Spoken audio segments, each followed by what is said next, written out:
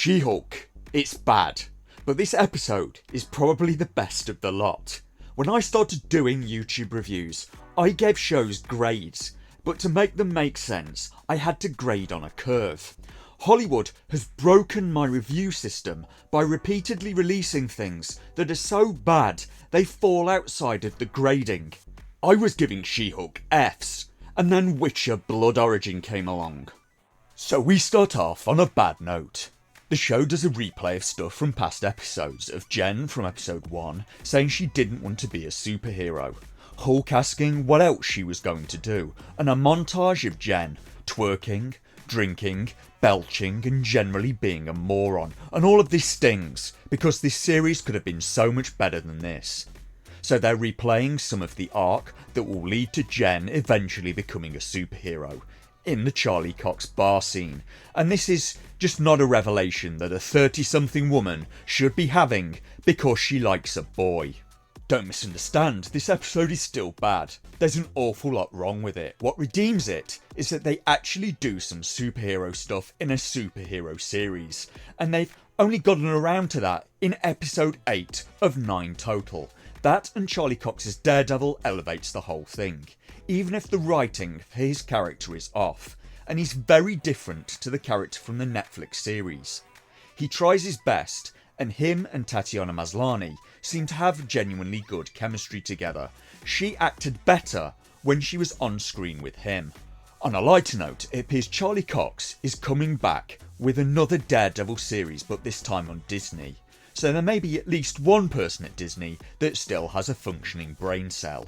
Disney maybe couldn't move sooner because they didn't have the rights to Daredevil back from Netflix until March 2022, but the series isn't going to be released until 2024 apparently. In their place, I would have had a series planned out and scripted before they even got the rights back. They could have even filmed it ahead of time, so it seems to be in the works, but I don't hold out much hope for it. On Disney's current form, chances are it will be a disaster. We start off and some guys are robbing a store. A superhero turns up to stop them, a man called Leapfrog, and this is another legacy character like the guys from the last episode. This character is a Daredevil villain whose first appearance was all the way back in Daredevil number 25 from December 1966, so I went back and looked at Leapfrog's first appearance. And reading through this comic, I see immediately that Matt Murdock, the man in the Daredevil suit, I can't help but notice he's yet another redhead from the comics who now isn't. It's just another case of gingercide. Enough people have brought up what Disney are doing to Ariel the Little Mermaid, but no one is backing up the ginger guys, so I will.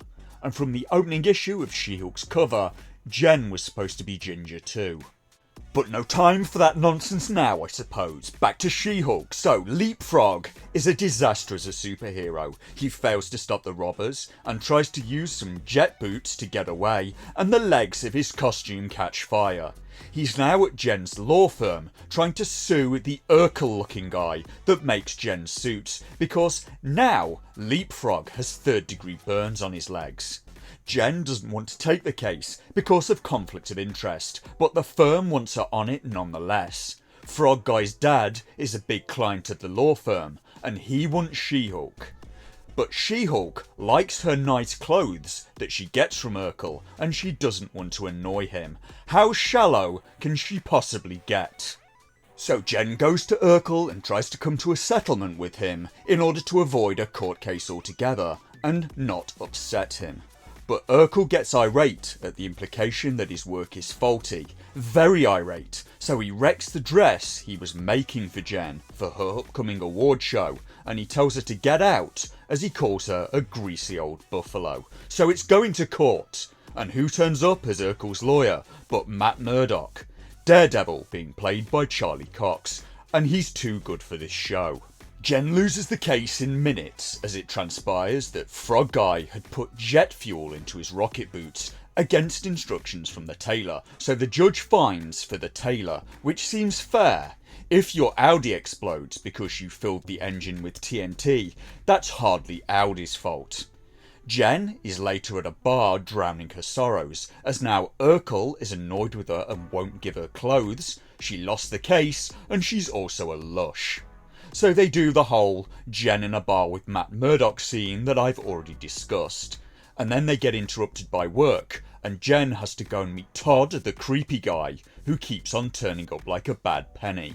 Jen gets home and gets a call from Leapfrog, who's under attack by a mysterious assailant, so she goes as She-Hulk to help, and this is her first real attempt at actual heroism.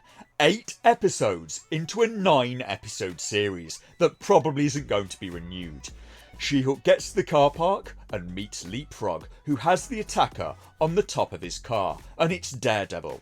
So She-Hulk won't listen and instead tries to fight Daredevil, but she's finding it difficult to land a blow on him, and that's good because he is essentially human. He isn't durable.